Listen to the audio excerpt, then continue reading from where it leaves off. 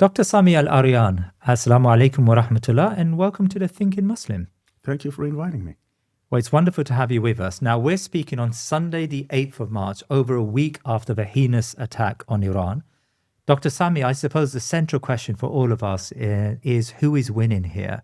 On the one hand, the Iranians have sought to damage the credibility of the Arab states that they claim, serve the United States. They have eroded critical economic nodes of not just the regional economy, but also, I think, the global economy as well. They have successfully turned this really into a war of attrition. And I know Donald Trump didn't expect that. He said as much a few days ago. But with air superiority, the United States and Israel has turned Tehran into a Gaza-style inferno. We just saw the pictures last night and they were horrific. Iran's senior leadership have been murdered, and it seems that their naval fleet have been eroded, if not destroyed. So I suppose our first question, or my first question for you, Dr. Sami, is who is winning here? The question of winning and losing is directly related to the political objectives of the war campaign. Donald Trump, Benjamin Netanyahu, the Israelis and the Americans have been pretty clear about this from day one and even before that.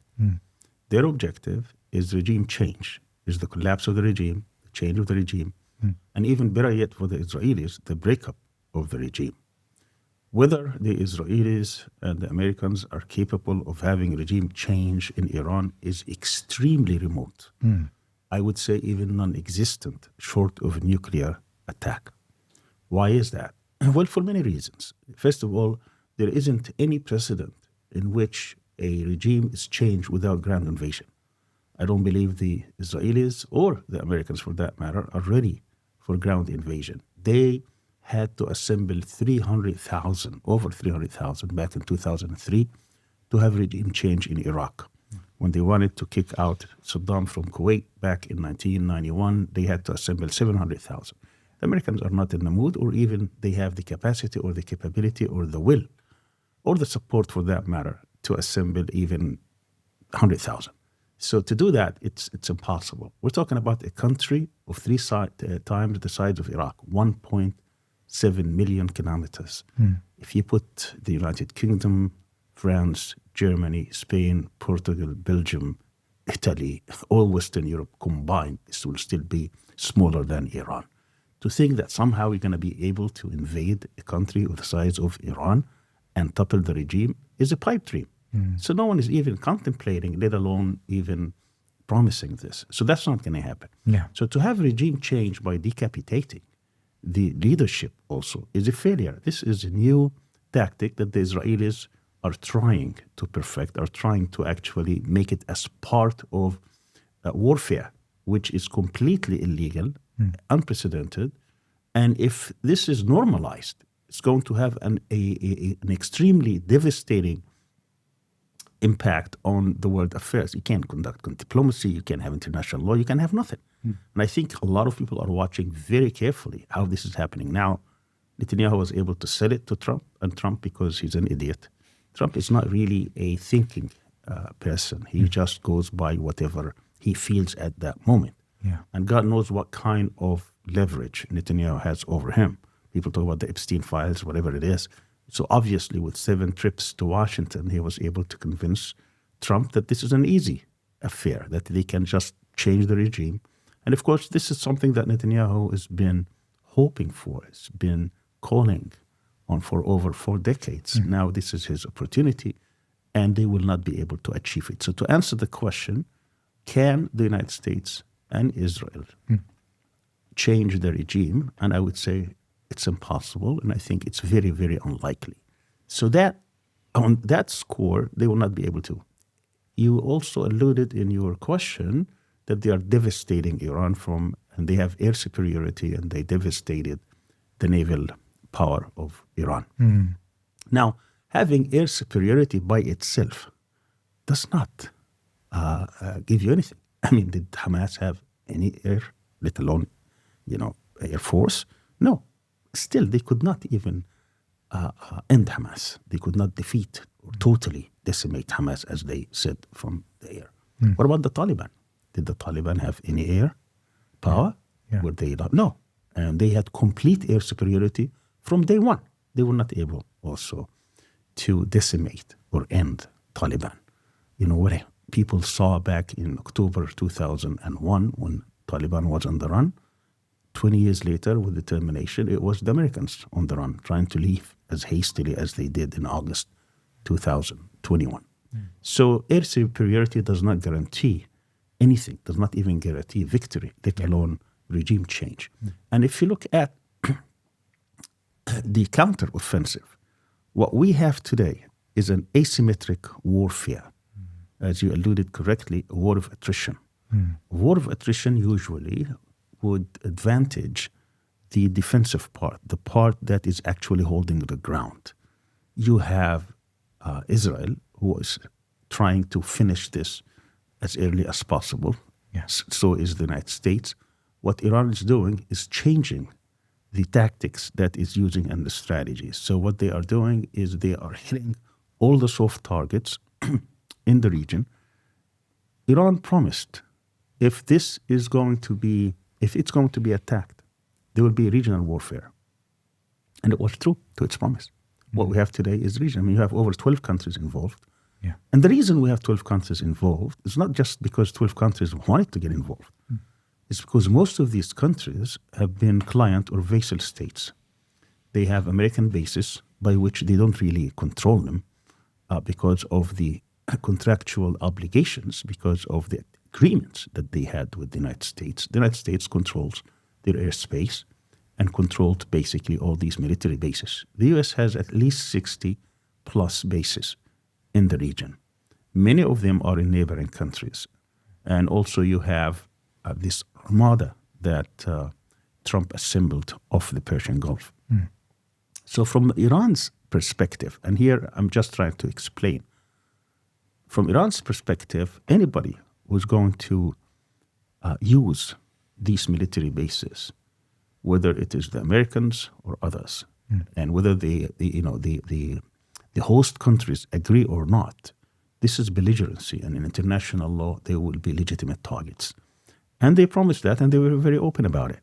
They said, if you are going to attack us from any place, whether it is from the sea, naval, ships, and so on and so forth, or from the land, from any military base, these will become legitimate targets, and we're going to go after you. And that's exactly what they did. So they turned this into a regional war. All these soft targets, all these military bases, Donald Trump is not able to defend. And they have all these interceptors. Now, you have to also go back, perhaps decades. Why does Iran have this armada of missiles?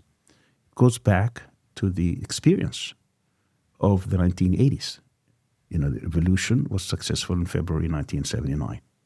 Pretty soon, there was all these powers, international and regional, who were trying to reverse the revolution, or at least stop it, reverse it, whatever. And Saddam started a war in September 1980, which lasted for 8 years, brutal years. The Iranians lost perhaps as much as 500,000 people during this war. They hardly had any power. They understood and they learned a very hard lesson. No one stood with them. All the regional powers, including many Arab countries, not only they supported Saddam Hussein, but even they financed it. The Western powers, they gave him intelligence, they gave him the precursor for the chemical weapons, they gave him support, and so on and so forth. That lesson was learned very hard, that they have to stand on their own.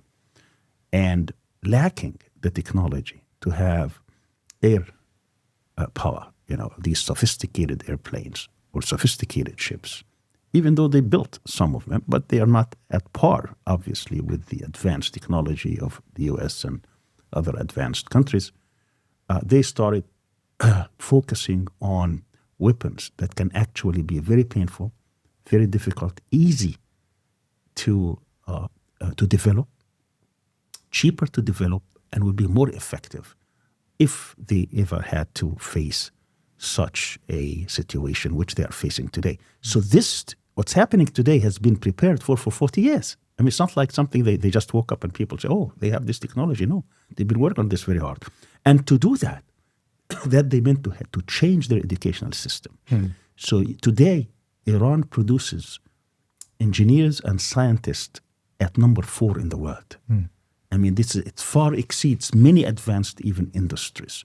And you will be surprised to know that possibly as much as half of them are even women engineers. I mean, this is how much they're going. They were able to develop this vast technology and this vast ability to actually be very effective in meeting the targets by which they have to target in order to make it very difficult for them to be aggressed upon. So now if you look at the assessment of what happened in the past 10 days or so, 9-10 days or so, you will find that Iran went after the radars in which all these interceptors will have to get early warning system, because Iran developed many arrays of missiles, hypersonic, supersonic, cruise missiles, drones, and so on and so forth, all kinds, very devastating. And some of them may have as much as even 2,000 pounds, 2,000 kilos of destructive material. And some of them, they have these missiles in which, before impact, they can go into 8 or 10 or 12 different missiles, very different trajectories. Cluster bombs. Yeah. So it's very difficult. But they went first in order to deplete the interceptors. The U.S. and Israel and the rest of the region, because the United States was not planning on defending Qatar and the United Arab Emirates and Saudi Arabia and Bahrain and Oman and UAE, because they didn't think that these would be targets. But now that they became targets, it became very confused. Who are we going to defend? They decided to defend Israel. So most of these interceptors, which are low to start with, they have been depleted. And the Iranians were able to send even their old generation missiles in order to basically deplete that. Yeah. So now they actually the one that will have air superiority. It's not the planes, even though they hit over 7,000 targets in Iran. It will be the other way around. So what happens then? Now, as I said, Iran is 1.7 million kilometers square. So to hit thousands of targets with the history of how Iranians are able to absorb pain and absorb aggression, because that's what they have been, not only under war for 8 years, but under severe economic sanctions for decades. And they are capable of absorbing this. The question is, will the other side be able to absorb? The Zionist state, the Zionist regime, is about 22,000 square kilometers, excluding the West Bank. Okay, 44% of which they live in Greater Tel Aviv. Will they be able to sustain the pain that is coming their way because of these kind of missiles that Iran will send? So a war of attrition is going to be on the side of the Iranians. Now we can add, of course, many other things which we may discuss about the economic and so on, so on and so forth. But the question again of winning and losing, number one, has to do with objectives. Number two, with the strategy you are utilizing. And number three, which is very important, who will have the determination and resolve to continue this fight? And you would argue that Donald Trump doesn't have that resolve. He couldn't even defeat the Houthis. I mean, after 2 months, he quit. And we'll talk about the Houthis, for God's sake. And you have a regime here, a revolutionary regime, which has millions of followers and millions of people and very established institutions, and with the determination, because they think that this is a survival, this is a war of survival, that they are being targeted, not just a battle and would go. The United States doesn't care. If it loses, it can lose. It lost Vietnam, nothing happened. It lost in Iraq, it lost in Afghanistan. They can lose these battles, but it cannot.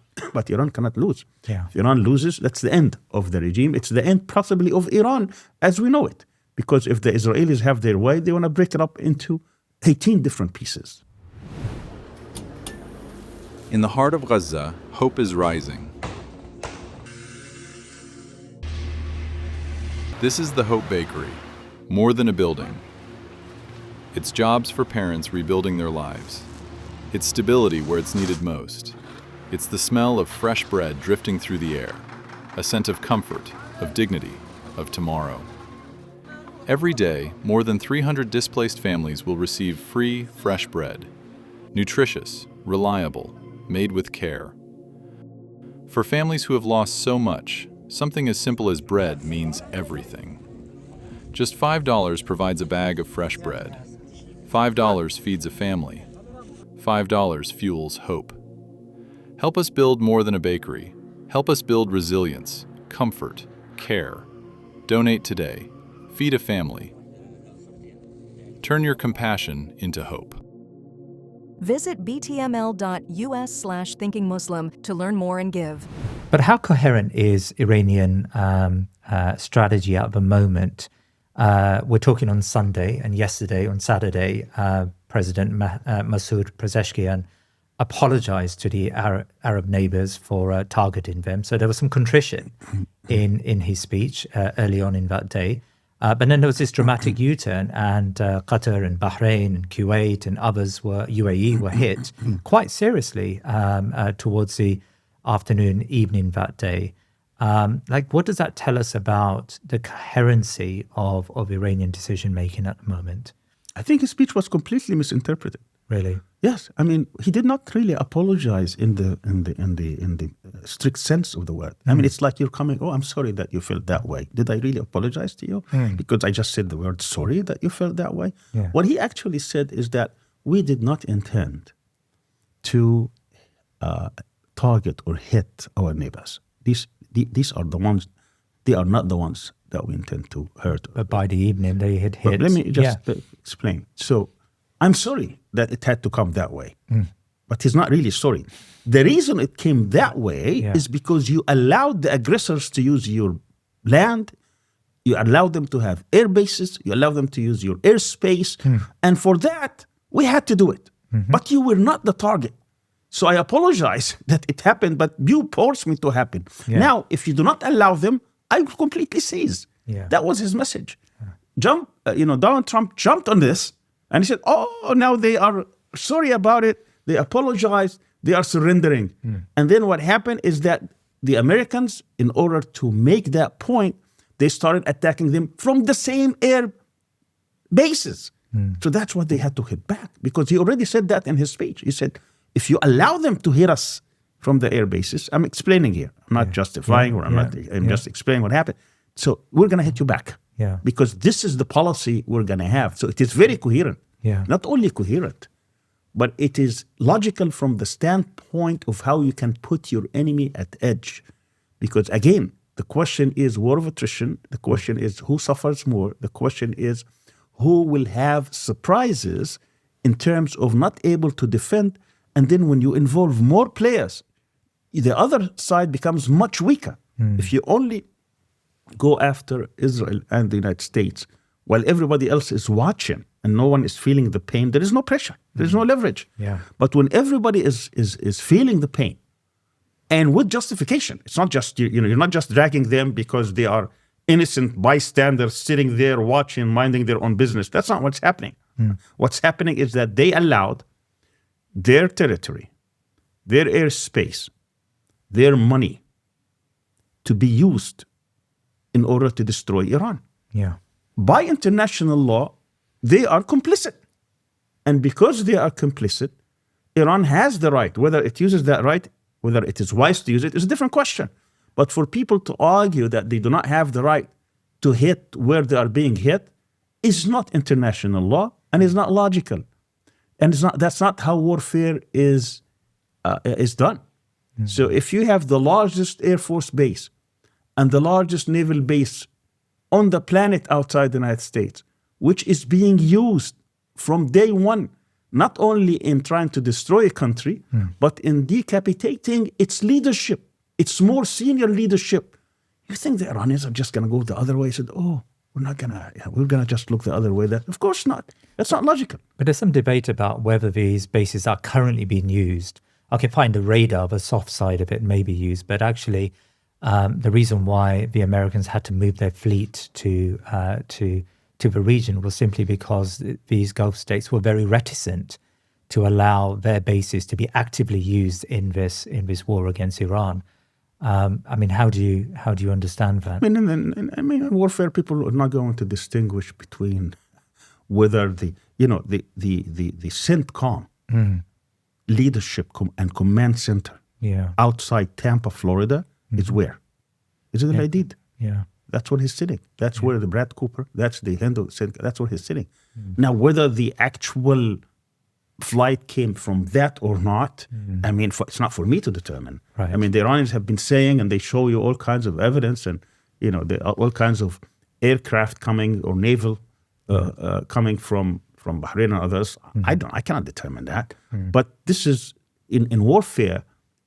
If you're using it, whether for logistical reasons or whether for battle reasons, they don't distinguish between that. Oh, he's just a medic in the Air Force. You think he will not be a legitimate target?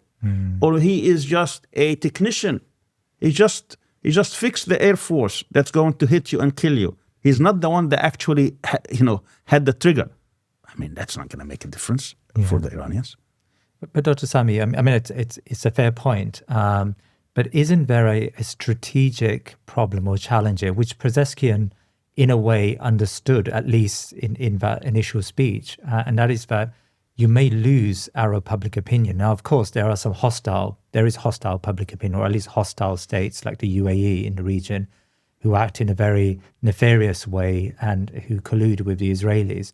But then also there are states like Qatar, for example, who, yes, fine, they house this military base and it's an abomination, but at the same time, they have acted as arbiters, as those mediators in this crisis for some time. And as far as I can see, Qatari public opinion, Qatari political opinion is hardening now against the Iranians. And maybe in the medium to long term, that's a price that's not worth paying. It's a gamble. Obviously it's a gamble. Yeah. But I don't think they have seen the impact of public opinion changing policy, so it doesn't matter. Right. This is a war centralized of states. survival to right. them. Yeah. So, but there is another aspect to this. And the aspect is that they are also exposing this regime. People are saying, we're not independent. We're not sovereign. Well, what has surprised all of us just is how many bases there are in the Middle East. This was public knowledge, but most people didn't want to know. Yeah. But people now could say that this is this whole facade that we have sovereignty and we are actually independent. It's not the case at all. Yeah. So on one hand, you have this gamble, this serious problem, with Arab public opinion. But at the same time, a lot of public opinion said this was brought on to us by Netanyahu. It was imposed. Why did they attack Iran? People start asking questions. Yeah. We are paying a price because Netanyahu and Trump wanted a regime change in Iran, and we're paying the price. And on top of that, they told us, if you pay these billions of dollars, hundreds of billions of dollars in arms, and trillions of dollars of investment inside their economy, you will be protected. We're not protected.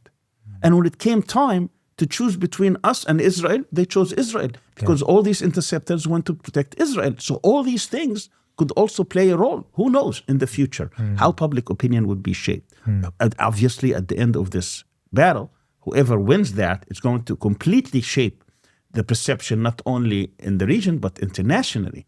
But now people are angry because they're being attacked. They're being attacked. They never had any attack. They never experienced this for the first time.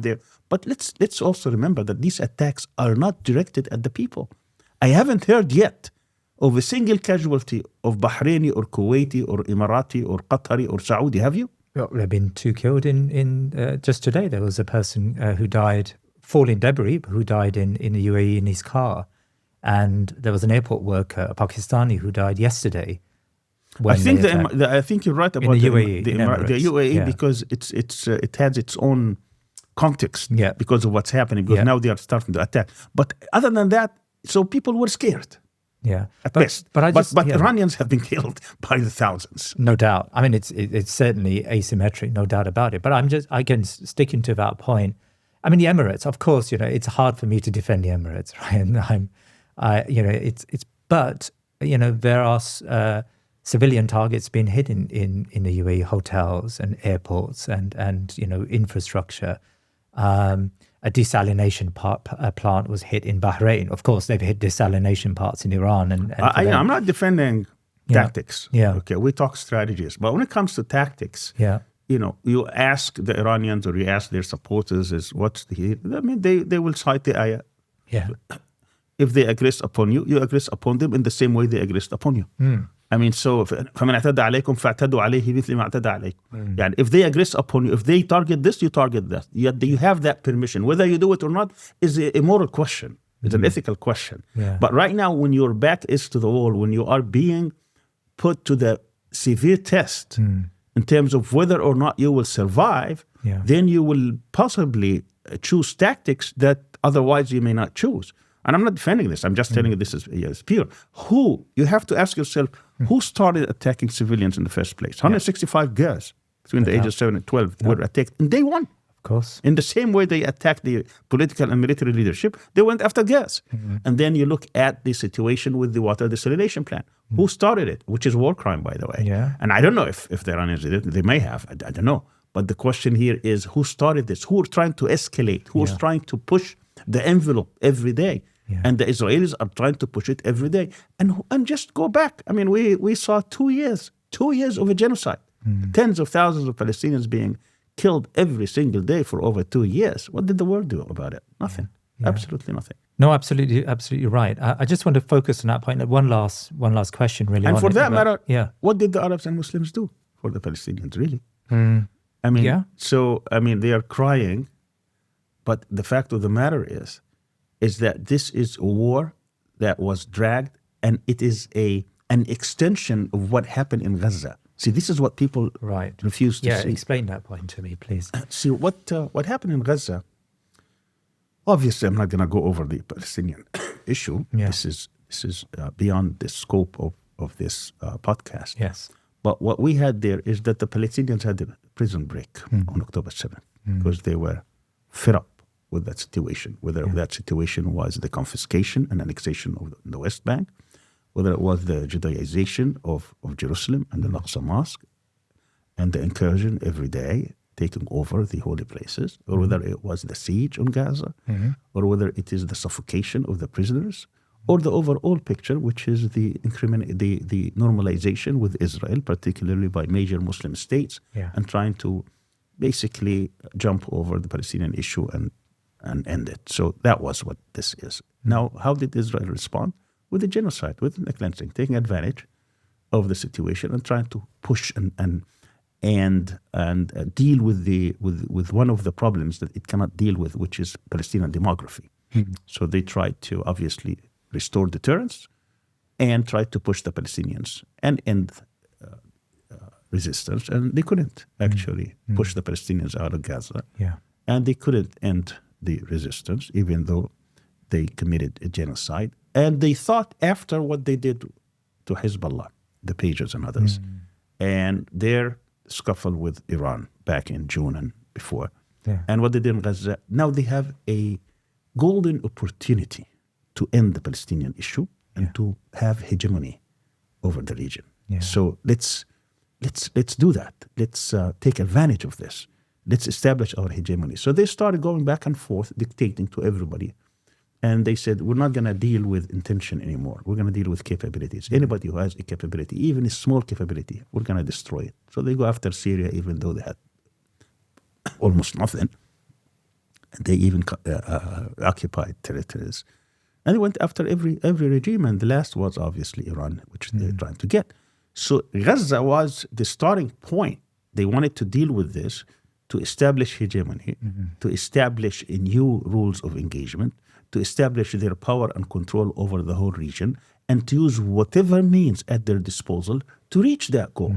And the whole world, because of the U.S. complicity and support and funding and protection that they gave them, they get away with it completely. And the whole world is completely impotent in trying to stop them. So this is the background. That's why we're saying what we're saying. So to ignore this whole thing is what they did to the civilians. Not civilians just in Gaza, West Bank, Lebanon, Syria, Iraq. I mean, they attacked how many? Even they attacked Qatar. They attacked Tunisia. Everywhere. I mean, they act like there is no control on them whatsoever. They could care less, and that the whole world must be enslaved by them. Now, the others are not going to agree to this, and they were going to fight back. Recently, I met a viewer who told me something that stopped me in my tracks. The thinking Muslim didn't just inform him, it fundamentally changed how he sees the world. And that wasn't a one-off. A leader of the global Sumud convoy explained that one of our episodes moved him from passive viewing to meaningful action. A young man from Sudan shared that he learned English by listening to the show and is now inspired to serve the Ummah. Madrasas had integrated the podcast into their university curriculum. From day one, The Thinking Muslim was never meant to be just another podcast. It was built on a simple conviction that our Ummah deserves media rooted in faith, justice, and intellectual seriousness. Media that strengthens Iman while confronting the world honestly and courageously. We are now dubbing our content into multiple languages. We have launched new collaborations, including a program with Imam Tom Fakini and a youth-focused show for the next generation. And by taking The Thinking Muslim on the road, I have seen firsthand the hunger within our Ummah for substance, depth, and principled leadership. What comes next is even more ambitious. A history show told with meaning for today, a series on transformative figures, a political seerah, and content designed especially for children.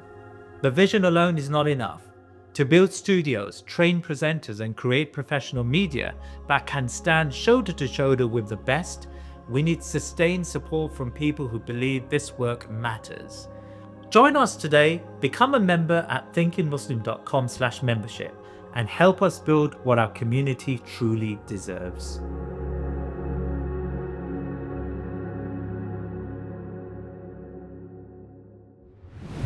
So it seems that the strategy of Iran is to push the GCC countries. Their calculation is to push the GCC countries to lobby the United States to end this as soon as possible. But do you feel that there may be a danger of actually pushing those countries into an alliance against Iran? Well, the premise may not be completely correct. It's not necessarily that they're trying to push the GCC countries.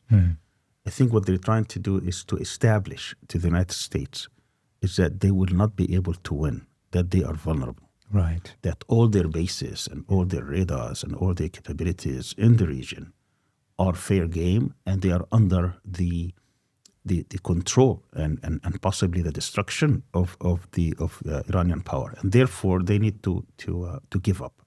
Now, whether or not the regional countries will care about this, obviously they're paying billions of dollars for this protection, but if let's assume that Iran is capable of degrading, let's not destroying, degrading U.S. power in the region, why would the other GCC country care much about this? If the United States cannot defend itself, I mean, it just shows the United States is incapable of defending itself, because they're not going after these regimes per se. They didn't go after the United Arab Emirates Air Force or Saudi Arabian Air Force or the battalion of Qatar. They went after U.S. assets. Now, if U.S. assets is degraded by Iranian missiles and Iranian attacks, then that's a statement against U.S. So that is the major objective of Iran, is to show the U.S. is that they cannot even, not only they cannot even defend themselves or defend their allies for that matter. And if they can do, how are they going to defeat Iran? And, also something very important. So you are being attacked by the U.S. Comes all the way, sometimes from Diego Garcia, sometimes from U.S. When we talk about B-52, we're talking about they're coming from North Dakota. They're coming from the U.S. all the way, hitting you and coming back. But these are huge planes. And then you have also other Air Force bases, probably in different NATO countries, God knows, plus the regional ones. So Iran, you say, what am I supposed to hit? Well, how am I supposed to defend myself? I'm going to defend myself of what is close to me. Yeah. These are American bases. These are not Arab bases. These are American bases. So when you say, do you think the one that is in Jordan, Amman, that the Jordanians have zero influence or zero control over this? Of course, it's an American base. There's no doubt. Do you think those bases in Syria are being controlled by the Syrian government, or the Syrian government has a say in this? Of course not. Do you think these bases in Iraq, American bases in Iraq, that the Iraqis can actually dictate to the Americans? They can't even get their own money. I don't know if people know, but all the revenue from the Iraqi oil revenue, do you know what is deposited?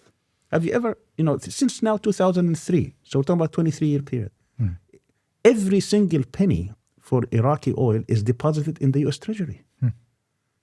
If that is the case, can we say that we are independent? Can we say that we are sovereign? You don't even control your own money, your own budget. They give you, say, can you release $100 million because we have this study? Oh, let's study it. Oh, we can release it. Then what you have to do here is a system of control, an imperial system of control over the whole region. When Trump comes to this region and said, I collected, I think he's lying in ways. He lies as he breathes. And when I say that, I mean he lies when he inhales and another lie when he exhales. It's not just the two lies right there. Yes. But when he says, I collected $5.1 trillion, okay, let's say he's so exaggerated that he only collected $1 or $2 trillion. That's a huge amount of money. In which goes into. So what does that mean? It means he could use that as leverage over all these countries. The same way they confiscated $300 billion from Russia when it invaded Ukraine, 300 in the US and 300 in Europe. $600 billion were melted. They evaporated overnight from Russia's wealth because they control it. So this is how they control us. They control us by having, number one, for rich countries, they said you have to put your excess money in our economy. You can't sell your oil, this is petrodollar, except in dollars.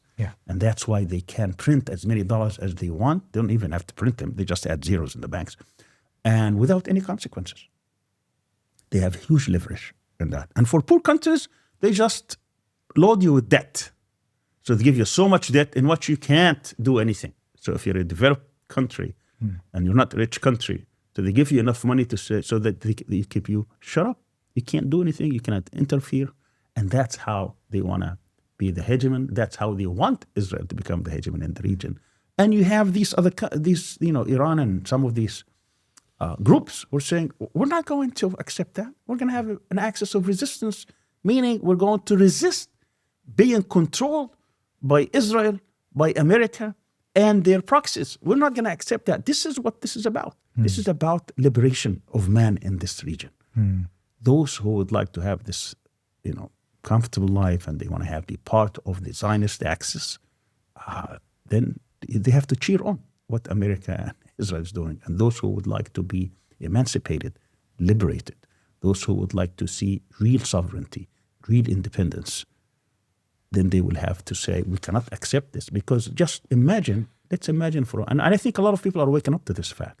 Let's imagine for a second that Iran is devastated, defeated, broken up. No longer you have a regime that is willing to fight for its self-determination, for its independence or sovereignty. What happens then? It would just become one of those states. No, one of those Arab states. It's much more than that. Iraq. It's a complete field day for Israel. Israel would be in charge of the whole region. Let me walk you through what that actually means. What does Israel want from the region? Well, Israel is a settler colonial state. It was established based on this myth that they have a people without a land that needs a land without people. They sold this idea to the West, which the West thought that this is something we can support because they can solve two questions in one. What they call the Jewish question in Europe and the Eastern question. The Jewish question meant they didn't know what to do with their excess Jews because of the racism and prejudice of Europeans against their own Jews, and they couldn't get rid of their anti-Semitism. And they always had this problem. And after Westphalia, and after the Enlightenment era, and after the integration of many groups within European societies, anti-Semitism persisted, particularly even in Eastern Europe. And you have the Eastern question, that this region, even when they control it, it will always rise up again. It will always able to come back, and they did through the Crusaders and others. And therefore, we need to do so. So their solution was to embrace the Zionist idea and to implant them in the heart of the Muslim world, to make sure that this Muslim world will always be divided, exhausted, fragmented, unable to pick up the pieces. They imposed on us, particularly in the Arab world, this nation-state system that they had developed after Westphalia. And they have been supporting this project to the point in which they want to make sure that it survives.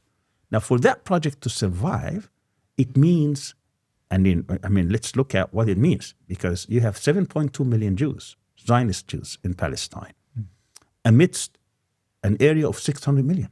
If you put the Arabs, the Turks, and the Persians, and the Kurds, you're talking about 600 million people.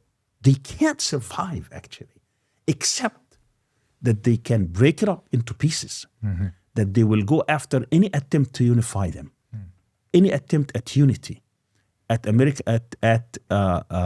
scientific development, at civilizational model, at a real democratic representation that looks at the aspirations and hopes of the people to be united or to establish their own civilizational model, or at even economic prosperity outside the Western model. It will not allow this.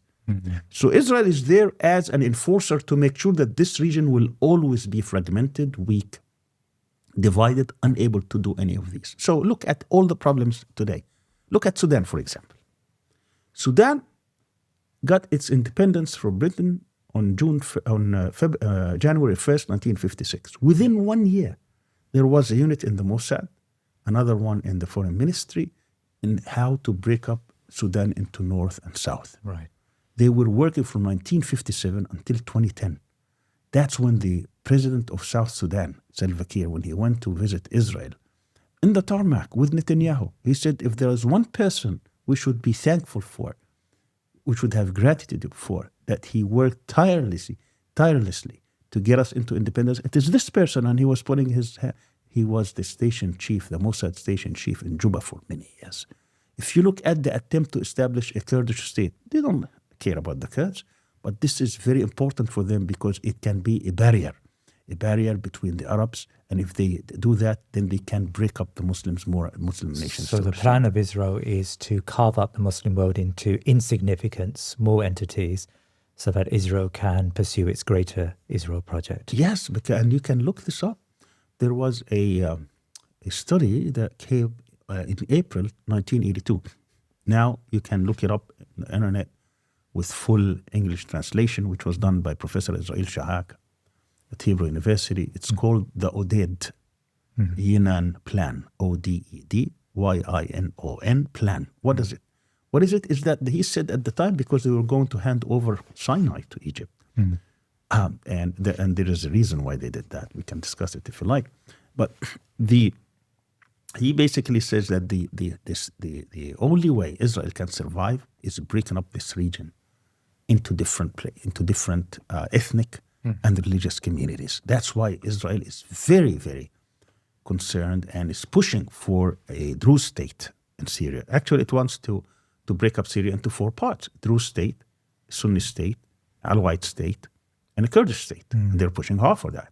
So this is the whole point. They tried in 1983 to get Lebanon as a Maronite state so that they can sign with them. And of course, that was defeated. So the whole point of Israel is to break up the whole region into pieces in which it will be the strongest. Israel will be the strongest, and all of them would need its protection, particularly minorities. This is very important in strategic thinking, Israeli strategic thinking. So if you look at all the different problems of how the whole region being broken up, you'll find Zionist hands everywhere, whether it's in Libya, east and west, whether in Sudan, not only south and north, but now west with Darfur, whether you look at in Yemen, their alliance, obviously, with some Arab regimes and trying to break up different regions, in Syria, in Lebanon, in Iraq, how they impacted the Iraq war. And the whole point at the time, this was important, but it was always Turkey that preventing the establishment or the emergence of a Kurdish state, because this is an existential threat for Turkey. So Turkey has always had a veto about this, but their original plan for Iraq was a Shia state, a Sunni state, a Kurdish state. And of course, now it's de facto this. It's not de jure, but it's de jure. It's not. But it's very difficult to turn it into three actual states. But actually, when you look at it, that's what you ended up having. Now you'll find Zionist hands in everything. If you look actually in Balochistan, the problem with Balochistan in Pakistan, you will find Zionist hands too. So this is the whole point. They will not allow this region actually to advance in any meaningful way. Look at what they are saying. Iran, you cannot have enrichment. Iran, you cannot have missile technology. Turkey, you make it going too much powerful. This and that. Why? Because they are afraid, 7 million people, if any one of these powers, because they are thieves, they stole the land. And a thief is always looking behind his back. Say, okay, if you become powerful enough, you will come after us. We're not going to allow you. With the Muslim world, allow this? With 600 million people, allow themselves to be controlled? This is what is at stake. This is why they are after Iran, but they will not stop at Iran. If they finish Iran today, tomorrow it will be Turkey, and then they will go after other places as well to make sure that this happens. Now even they're talking openly about land from the Nile to the Euphrates. People were saying, oh, this is conspiracy theory. What are you talking about? Well, fine. But today they're even talking about it openly. Yeah. You know, so this is the situation. This is the danger. So do you believe that when we're talking about Iran's strategy, its fight back, one of its most effective tools is how it's disrupted the world economy? I mean, I think today crude oil is up to $90 a barrel. It's an unprecedented high. LNG has been disrupted from Qatar. And LNG, of course, supplies maybe 40% of Britain's gas supply. So it's creating havoc in the energy markets around the world. The Strait of Hormuz is effectively being shut down, even though the Iranians haven't physically shut it down. But in effect, international insurance, shipping insurance, is now so impossible because of the conflict. Ships are not going to venture into that terrain, so into those waters. So it seems to me that there is great disruption to the world economy, and that's a response that the Americans just did not see coming. Am I right in saying that? First of all, they're allowing Chinese and Russian tankers to go. Okay. So, but they're not allowing anybody else. Yeah. So that is obviously a tactic that is working to the advantage of their partners or of their allied partners. But of course, that's a strategy. Because what Iran basically is saying, you're not going to isolate us and kill us while we're watching. We're going to use every tool at our disposal to make sure that pain is going to be felt by everybody. This war should not have been waged in the first place. And the only way to shut it down is for everybody to feel the pain and to go after the aggressors and let them stop this aggression. That's basically, because the problem here is you don't really have a strategy to shut down this war, because US is superpower to not accept defeat easily. So that defeat will have to come through pressure, because to defeat them militarily, it's a relative situation, because at the end, they can escalate, and you have through the escalating ladder all the way. Yeah. And they can keep at you with all these ammunition, with all these destructive force. Yeah. And they don't care. They don't care about, they killed 3 million people in Vietnam. Would they care about killing 500,000 in Iran? They wouldn't. They probably lost in Afghanistan by 2011. Yeah. They kept going for another 20 years. Yeah. So you have to increase the cost. And through a war of attrition, but also through distributing that pain on everyone. So everybody would be crying out loud. Everybody is going to be shouting from the top of their mouth, stop this war. Because if we're going to rely on only the American people to whether Trump would be impeached, that's not going to work. A lot of people will be condemning the war and demonstrating, but that's not going to shut it down. We've seen this movie before. Yeah. It doesn't work. But if everybody is feeling that pain, certainly things would be different. Now, when you look at the world economy, so the Americans are not going to be moved because a few hundred people died or because of moral authority or because of guilty feeling, but they're going to be moved when they have to pay $5 or $6 or $7 on the gallon of oil because they can't afford that. And they'll say, why am I paying 5 or 6? I mean, yesterday I was paying $3, now I'm paying 7. Why? Because of Netanyahu? What's happening here, Trump? They can start asking questions. That is the real pressure. That's not going to come except through the shutting down of the Strait of Hormuz. And Trump says that I'm going to have naval escort for these tankers. Let him try. I mean, this is really a real test. I mean, the whole world should look at this as the real test. Who's actually winning? Your first question. If Donald Trump is capable of actually escorting oil tankers from the Gulf region through the Strait of Hormuz outside, which is about 20%, then he's true to his word and he's winning. Is he incapable of doing this, then he's losing big. Not losing big on the battlefield, but also economically speaking. Yeah. So you're talking about $90 today. Just wait until it hits $200 and $300. What are they going to do about that? There's nothing they can do. But there is another thing that you just also alluded to, and I think very important to point out, which is in the strategic thinking, this might have been also a background about what's happening. He is controlling now Venezuela's oil, even though it's crude and dirty, but still it's substantial, 300 plus billion barrels. He also wanted to control Iran's oil. One of the things he was trying to tell the Iranians is that you do not sell oil to the Chinese. Yeah. Why? Because he's trying to have leverage over the Chinese. So they think this is another strategic asset for him. So then why do you think the Chinese have seemingly been very quiet about this? I mean, it's that old Napoleon saying that if your enemy's making a mistake, let him get on with it. I get that. But the Chinese are not condemning. I mean, yesterday I remember listening to a speech by the Chinese foreign minister, and he sounded very moderate and very soft on this matter. Like, why do you think the Chinese are not making protestations to the degree that you would expect of someone who, of a country that was buying almost 100% of Iran's oil? I think people should not take too much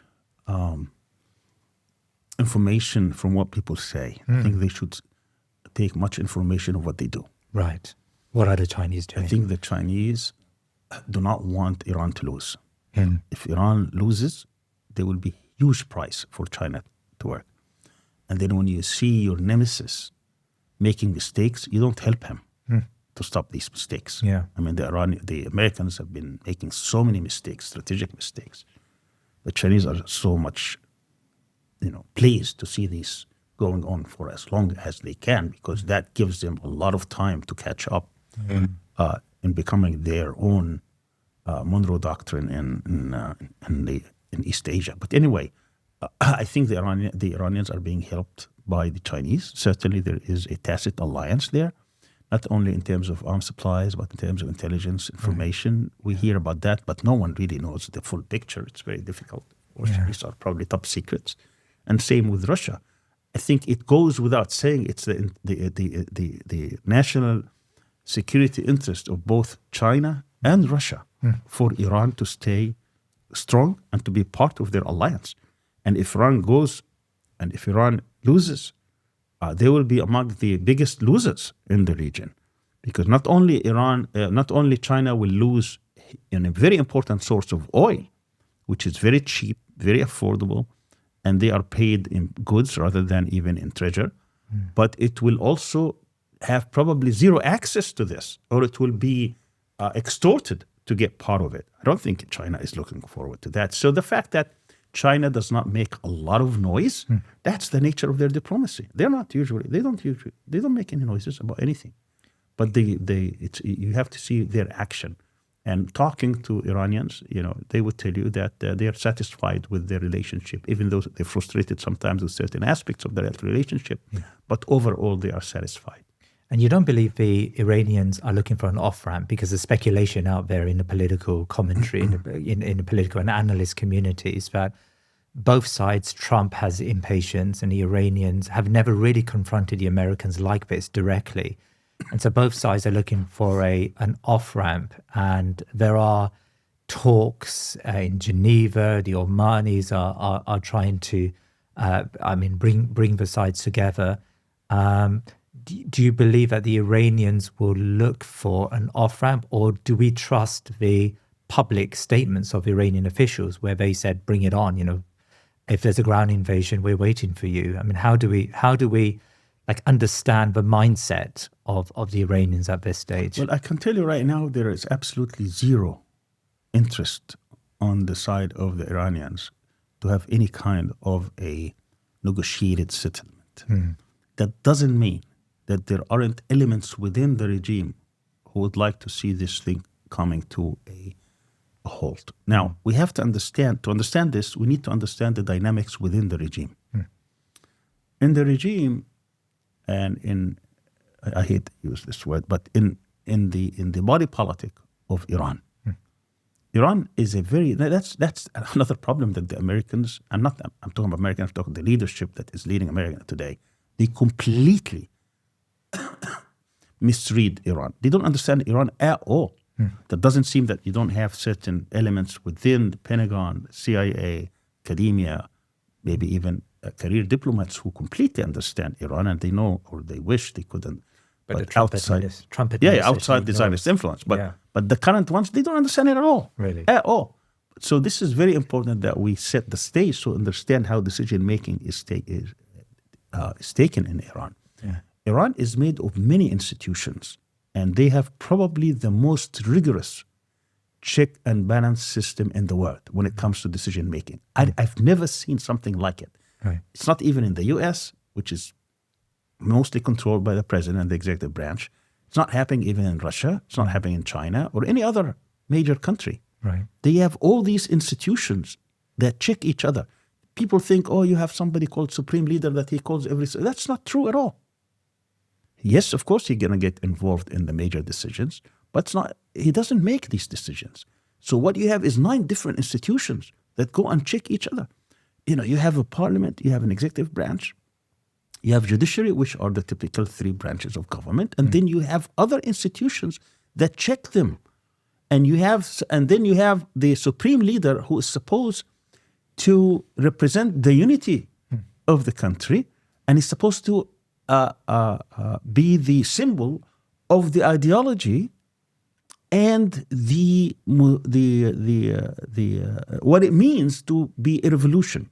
The objectives of the Islamic Revolution when it started 47 years ago, that he is representing that. And then he has the institutions that will protect this, which is, for them is the moral value. It is the ideological, the philosophical embodiment of what the country is about. This is not about simply a country that is trying to advance the objectives of certain ruling classes within society, whether it's the rich class or the capitalist class or this or that. This is something much more than that. So this is what it is. So all you have this. Now, within that, they had to create 2 military institutions. You know how the states, after Westphalia, basically monopolizes violence. So basically, when you have a country and you have an army, that army, at the end, is going to dictate, if it goes rogue, it can take the country in any particular direction. Yeah. And worse, if it gets controlled by a foreign influence or a foreign entity or a foreign power, it may take it completely in different direction. So the Iranians were asking the question, how we're going to protect our revolution, the moral values, what it was stood for, what it means to be an Islamic republic, how we're going to protect that. So they have this notion that we're going to have an army, and the main objective of the army is to protect the borders. Yeah. And then we're going to create an Islamic Revolutionary Guard in which they will protect our revolution.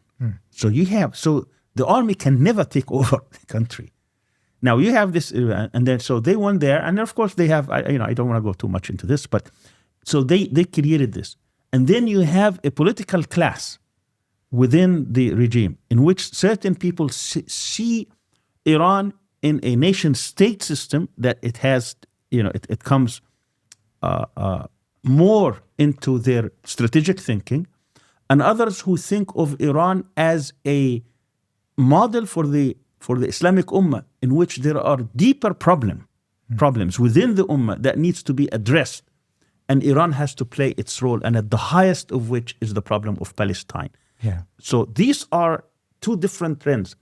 One sees the role of Iran more inward, and that they have been paying a lot of costs, a lot of they've been under tremendous pain with this, and others who see that it is worth that pain because we are being a model for the Muslim world, so we can attain our independence and sovereignty and challenge our enemies. So these two trends are always there. Yeah. And sometimes the president comes from this trend, sometimes comes from that trend. So this competition taking place between the two is what sometimes people get confused about what, Iran policy. But let's not mistake the fact that, it's not a hard divide.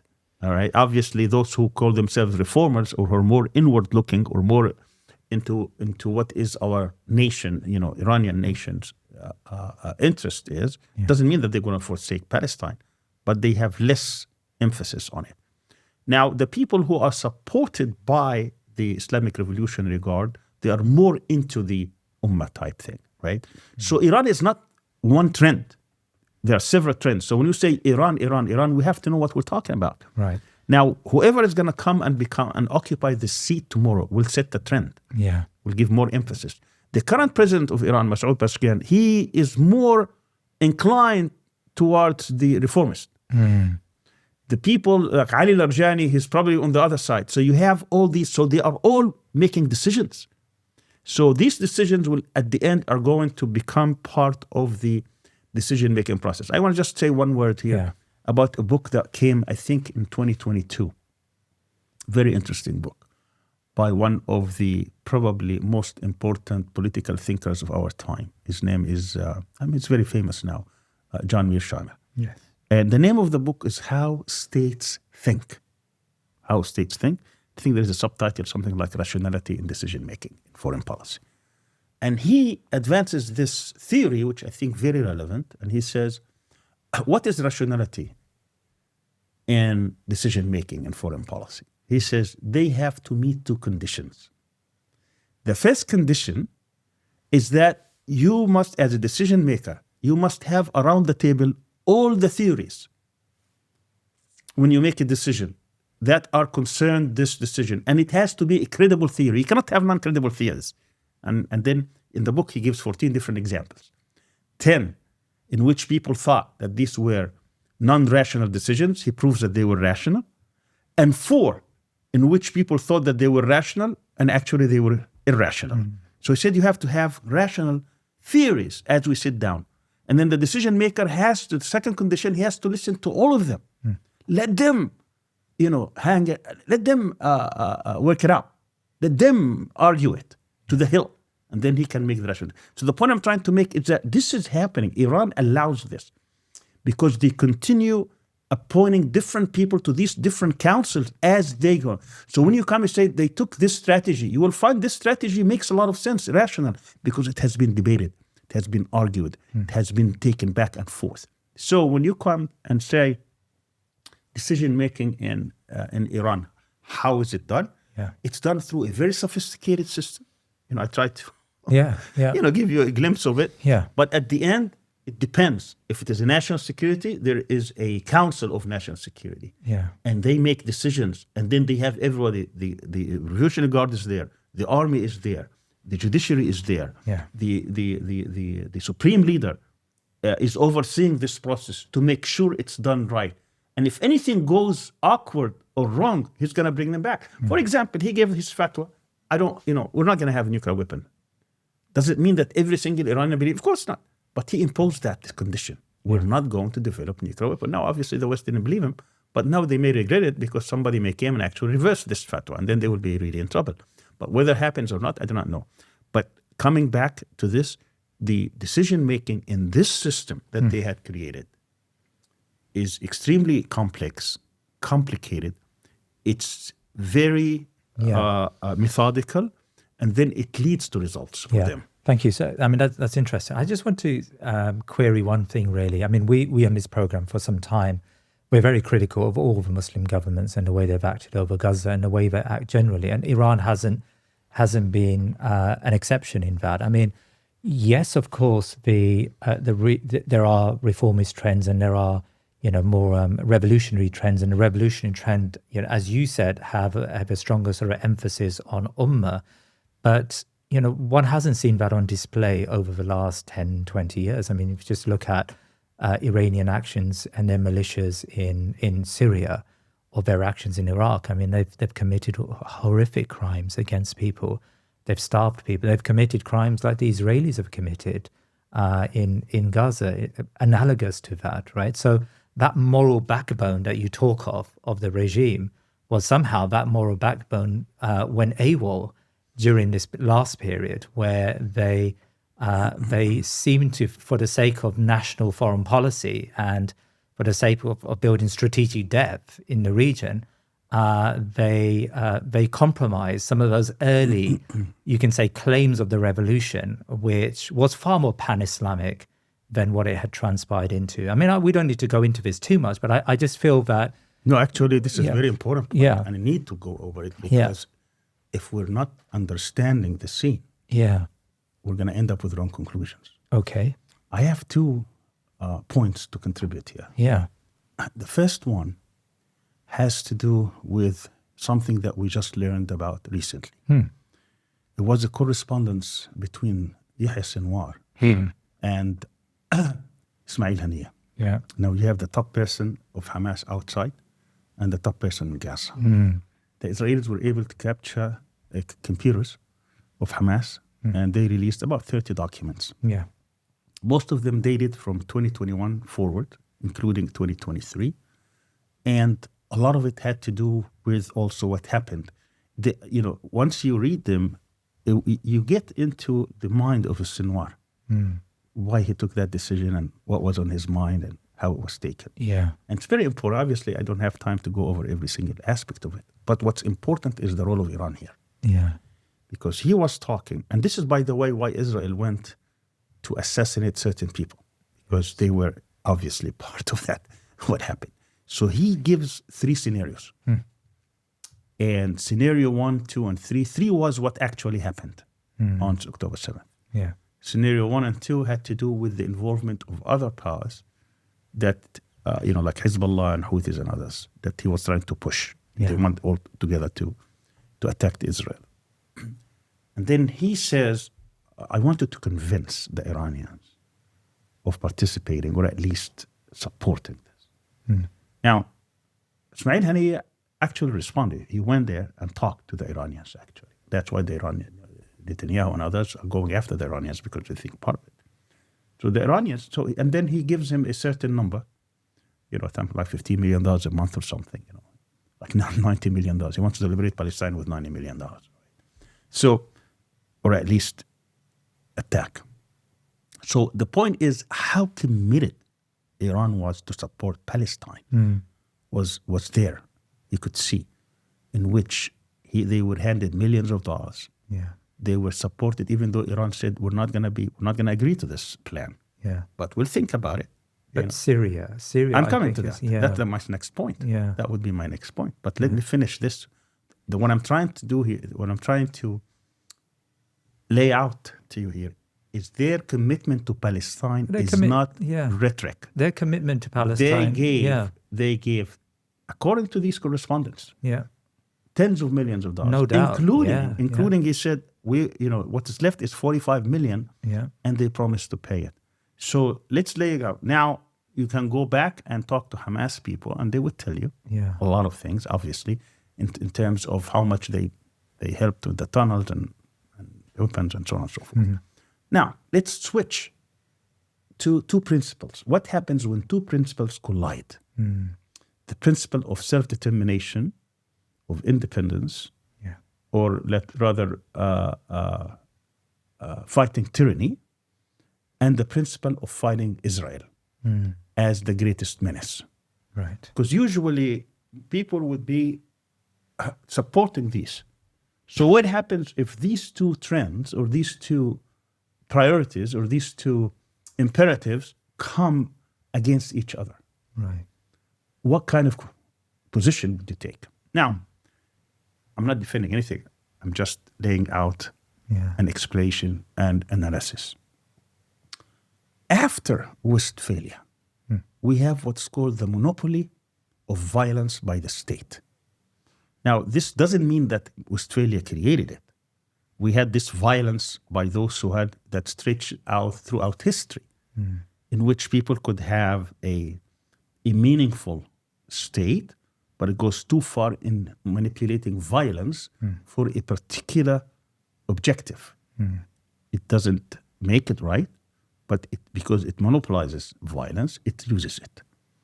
Now, I question many of what people think are facts when it comes to these issues.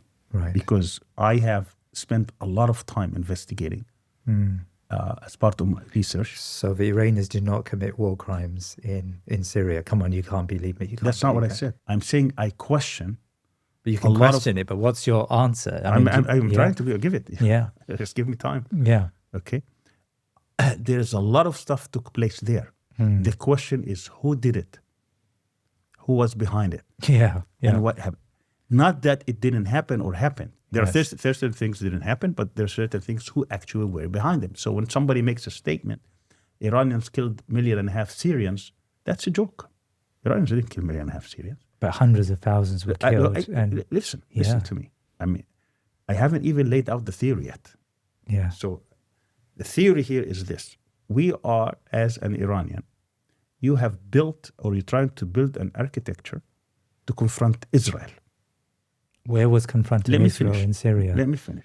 Yeah. To confront to Israel. And to do that, you had to build Lebanon. Lebanon is a very important part of your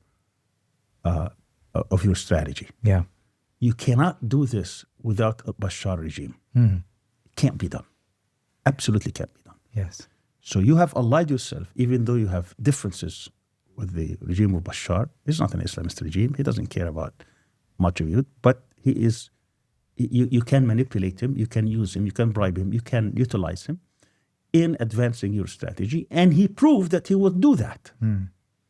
And to his credit, he never actually gave up on land or any of that sort like other Arab regimes did, or normalization or any of that, despite the many promises that he could have gotten. Okay, so you have a track record there. Yes. That track record goes back decades, and you were able to establish a relationship in which you can advance this. Suddenly comes the Arab Spring. Now you have the whole people coming out, and they are longing. And of course, Bashar, no one's going to defend Bashar regime as brutal, tyrannical, authoritarian, and uses all these tactics. No one's going to defend that.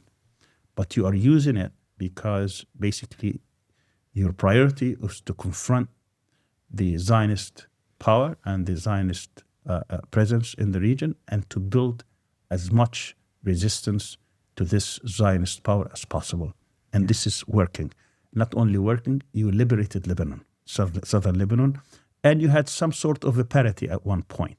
In other words, you deterred Israel for many years, until obviously the recent battle. So you had that, and now you have two principles clashing. Yeah. I want to preserve this architecture, and at the same time, I want to support people without compromising this. Here is what happened, and no one can dispute that. Yes, the Syrians, like all other Arab people, have the right to self-determination, have the right to be independent, have the right to be liberated from their tyrannical dictator. They have the right to do that, and no one is going to deny that. You are a decision maker there, right? Now, as you are making these decisions, you are watching. The problem with the Syrian revolution is very quickly it was manipulated by the forces who are supportive of the current status quo and supportive of the West and Israel. But the Iranians could have stepped in and supported. I mean, you're making counter-argument. revolution. I'm not arguing. I'm just describing. No, but So this is, I think you I are, think- Dr. Sami. I But think, so if you're not going to listen, that's fine. I mean, No, we no, can no, go no. on in another topic. Yeah. no, that's what all I'm saying is that I understand. I do understand the point you're making, but I'm saying that the Iranians made the wrong moral decision. They supported a brutal dictator. They could, but this is not the point I'm trying to make is you had decisions to make on the spot. Yeah, These decisions, one would lead you one way, one would lead you the other. yeah. Now, it's possible, of course, that you made the wrong decision. I'm not arguing Okay. that they made the right decision. I'm just describing the decision they made is rational. People are trying to make the argument that this is based purely on sectarianism. Because they are Shias, that's why they did this. Because they are sectarian, that's why they did this. Because they hate the Sunnis, that's why they did this. Because they think we are the son of Yazid, that's why they did this. I'm saying that's not the case. Now, is it possible they made the wrong decision? Of course it's possible. That's not my argument. Yeah. My argument is that there is a rational decision behind this. No, but no one's arguing. Now, that this- rational yeah. decision Yeah. could have been the right decision or the wrong decision, but also we have to keep in mind not everything you hear is correct. Because I asked Syrians. You know, I brought Syrians from inside. I asked many of them Yeah. because I'm very concerned, obviously, as a person, if this is the case. But much of the information, some of it is true and some of it is absolutely not true about what we are being told and who is actually behind it. Because now you have all these forces of sectarianism, of fragmentation, of imperialist powers, of Israelis, of Zionists, of all of them push in that area. You know, I can tell you, for example, a former person who is a very decent person. He was the first person elected as Prime Minister of Syria in exile. He told me himself. He was elected from the opposition to lead the Syrian government. And he said, after I was elected, I think it was like 33 people or something, who was in charge of the whole operation was the Saudi intelligence chief. He didn't like me because he couldn't control me. That's what he's telling me. So he went there and bribed every single person so that they can have a revote. So they revoted and got someone who would be under the control of some of these regimes, of some of these forces, and he was ousted. Is that the will of the Syrian people? Or is that the will of someone else who hijacked that revolution? I'm sure there were elements of the revolution that Then were you are, certainly okay, hijacked. fine. Yeah. Then you are Iran.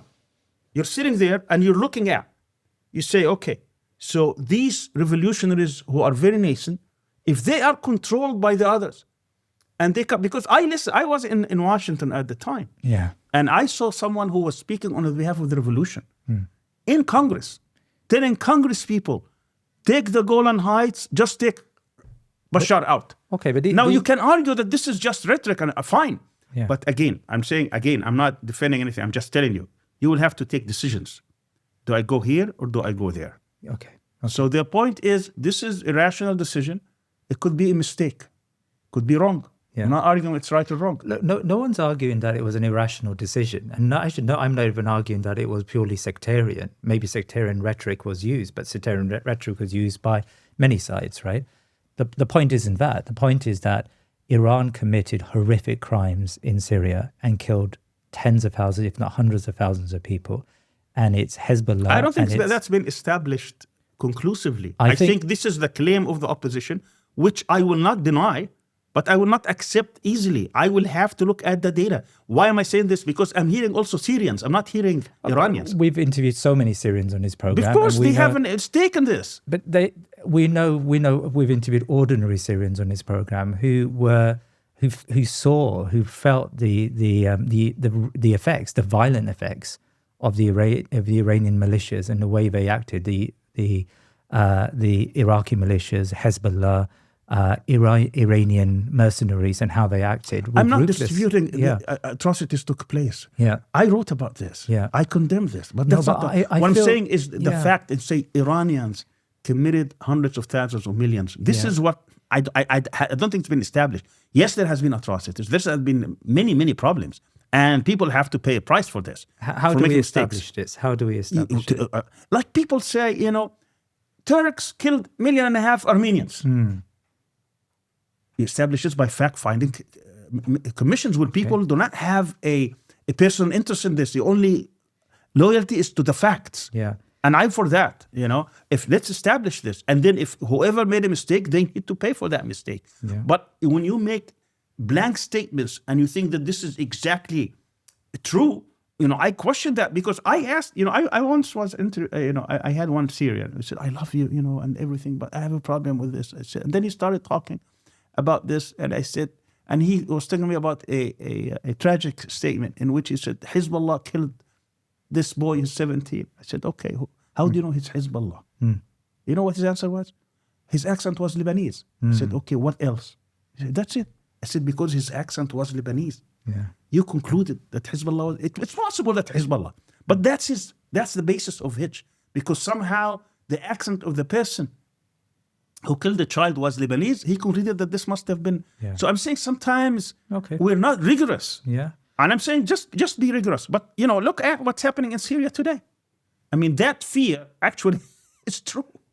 Because now there's a complete, obviously this is not we should, what's happening here. Yeah. No, I appreciate that. And I think that we will beg to differ maybe on the moral. I mean, I think I'm not excusing any moral failure on part of any regime. Yeah. The Iranian regime, as in any other regime, they make mistakes. Yeah. But I'm saying is we really have to look at it in a very objective way, rather than be emotional and sectarian. That's so, and I think there's a lot, and I'm not. I mean, I met some Iranians who are very critical. Yeah. But not just. I mean, within the regime, that they say we handled Syria wrongly. Yeah. We should have handled it differently, which is fine. I said fine. I'm grateful for that. Yeah. But what I'm trying to say is that sometimes we let the demons of sectarianism taking the better of us, rather than looking at understanding, so that we can reach correct conclusions. Because what if, you're right, what if they were actually sectarian? Obviously, I'm going to have completely different tack, right? So I'm not about to take that road, that path, unless I verify for themselves.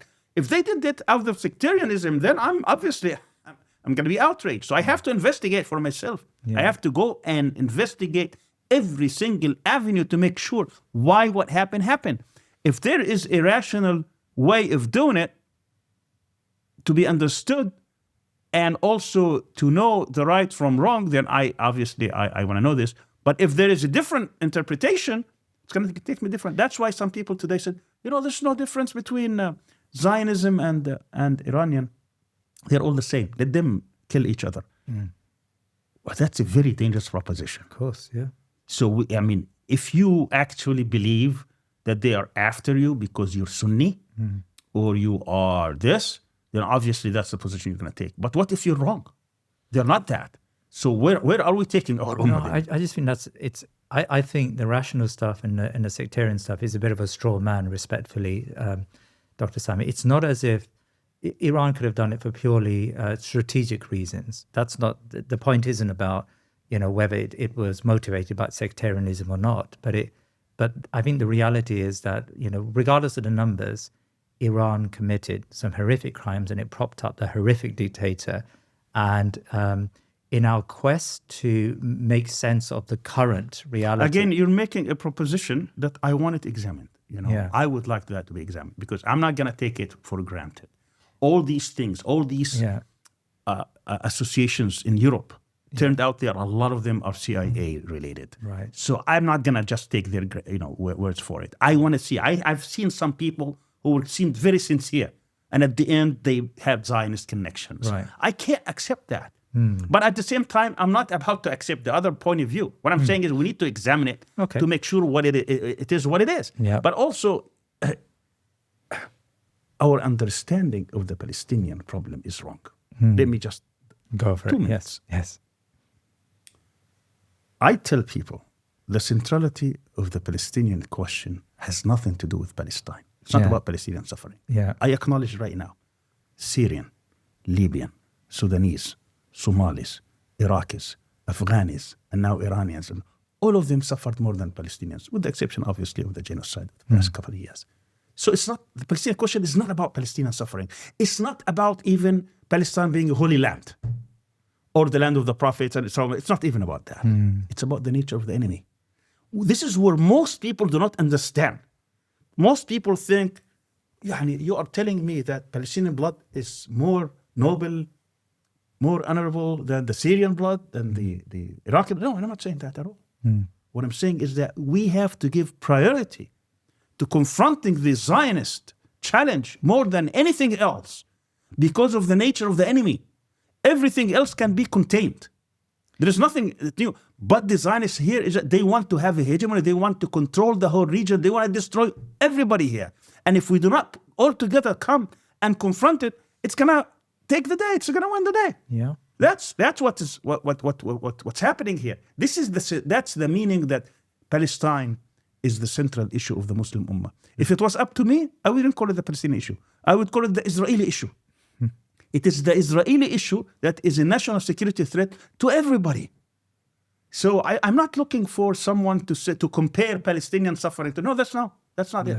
Exactly. It's about the centrality of Palestine, and it wasn't for the Palestinians, they would be in all the different capitals today. Just the Palestinians were more resilient and more resistant to Israel. And that's why we still have it contained up to this point.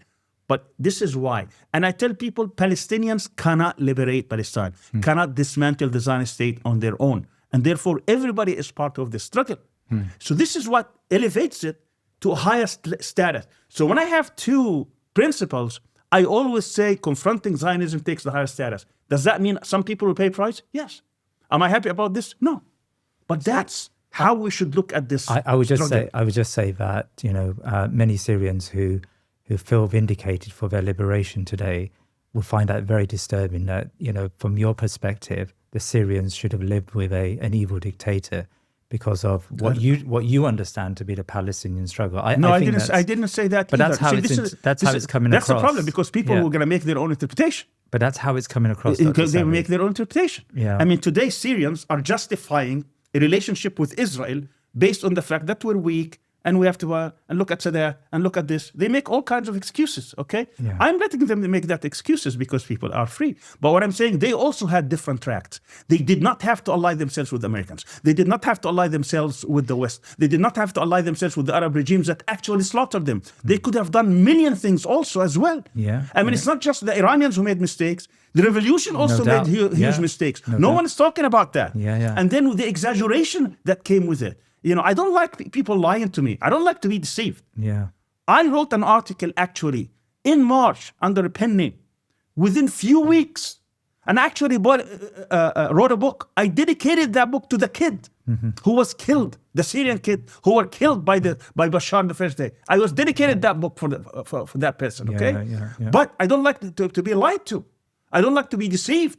I don't like people who go and ally themselves in the back with Zionists. I saw how some people who are claiming to be representative of the Syrian government going and allying themselves with Zionist forces in America.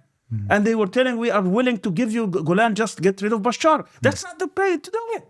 And I don't think the Syrian people are willing to do that either. Yeah. So what I'm trying to say is mistakes were done. It's not just mistakes. Crimes were done. And I'm not reducing and I'm not minimizing these things.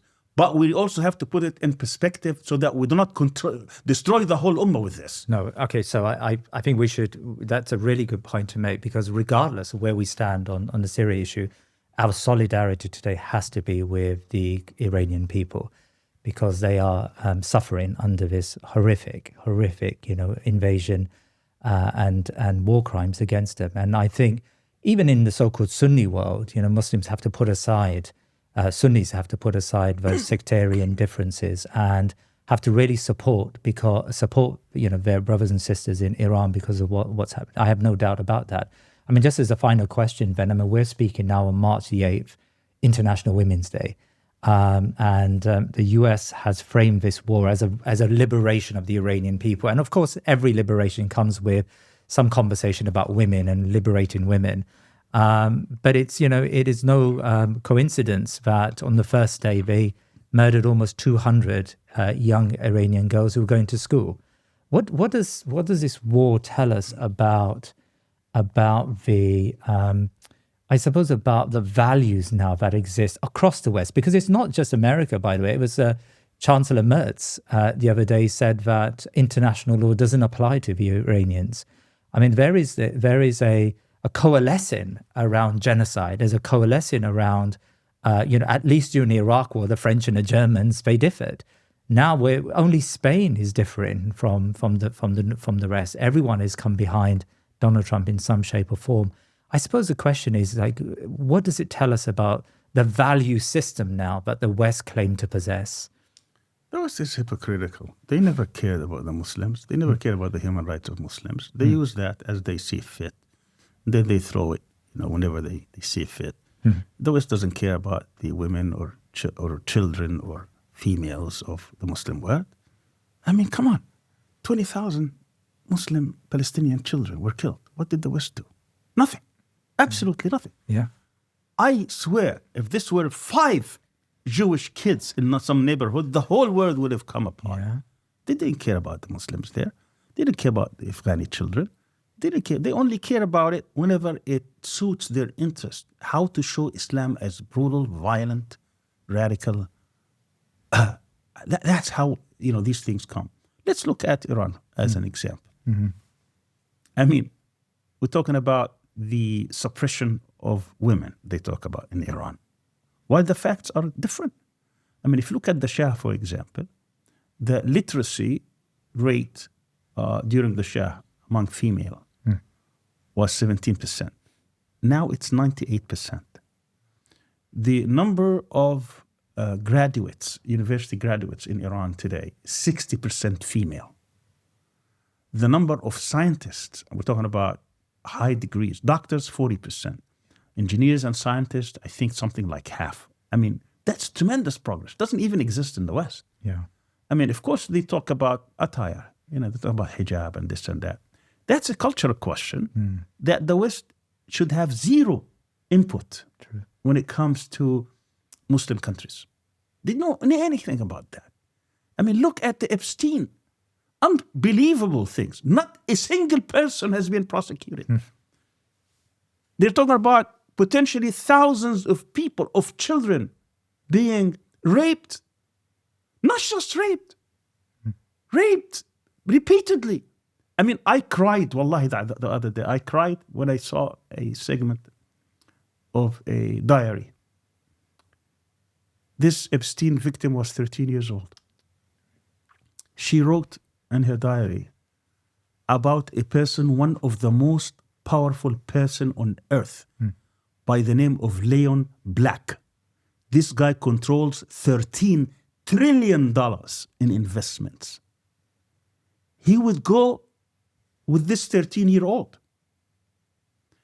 She said, I did not mind the rape, but why did he have to bite me? This guy was biting her in his sexual organs and bringing blood to her. These are vicious animals. And today, these are the people who are making decisions for the whole world.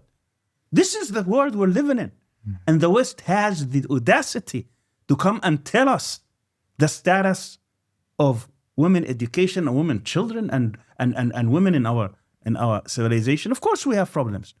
But these problems, many of them, is because of the West, by the way. When you have sanctions being applied on societies for years, sanctions on Libya, decades, sanctions on Iraq, decades, sanctions on Afghanistan, decades, sanctions on Iran, decades, sanctions everywhere. What is this? And they want somehow that we can reform. They're trying to control us. The problem, the bottom line is this. And this is where I hope, if people are going to get anything out of this podcast, is to think about this. We have many reform movements. We have many things going in the world. Yeah. I tell people, we cannot advance any project until we deal with the challenge of being not independent and not sovereign. We're occupied. This is why we couldn't help Gaza. This is why we can't make it. There are very, very, very few systems in the Muslim world today where people are actually a little bit, not 100%, have sovereignty and independence. But mostly we're occupied. So we need to start thinking how we are going to eradicate foreign influence and foreign control over our lives. This is the issue of our day. We cannot advance any civilization project. Yeah. We cannot bring any model in any discipline without dealing with this challenge. At the height of this challenge is Zionism. So if we hit Zionism, if we dismantle Zionism and the Zionist structures, then you have hit the center of this control. Then you're capable and able actually to start building your own model. It will take us probably decades. We're not going to bring... See, I tell people, we lived into what's called the first universality of Islam. It started from the Medina state up until the fall of the Ottoman Empire. Now we are living in between the first universality of Islam and the second universality of Islam. This is the state that we're in right now. So better days are coming. Absolutely we will win, and absolutely we'll get there. But how do we get there? The sooner we realize what the problem is, the sooner we realize how to confront it, the sooner we realize how to prepare for it, the sooner we start organizing, mobilizing, putting together the plan of how to confront it, the sooner we're going to get there. Anybody who's doing something else is just taking us through a deflection or something else. That's not going to help us getting there. But this is where we are right now. And this is what we need to focus on. And therefore, when you look at the bigger picture, in order to evaluate the smaller suffering, are we going forward or backward from that path of how we're going to become independent, sovereign, how we're going to liberate ourselves, how we're going to eradicate foreign influence, how we're going to dismantle the Zionist state? Dr. Sami Al-Arian, it's really been a lively conversation, but mashallah, I need to get you back on to talk about those civilizational aspects because I think it's fascinating. Jazakallah khair. Thank you so much for your time today. Thank you. Assalamu alaikum. Now you've reached the end of this show, and the fact that you've stayed until the very end tells me that you truly believe in our work. Please consider making a one-off donation or becoming a member by visiting thinkingmuslim.com/membership. Now, your contributions give you exclusive behind-the-scenes access and the ability to ask questions to our guests and monthly calls with myself, my team, and our guests like Sami Hamdi. Jazakallah khair and keep us in your du'as.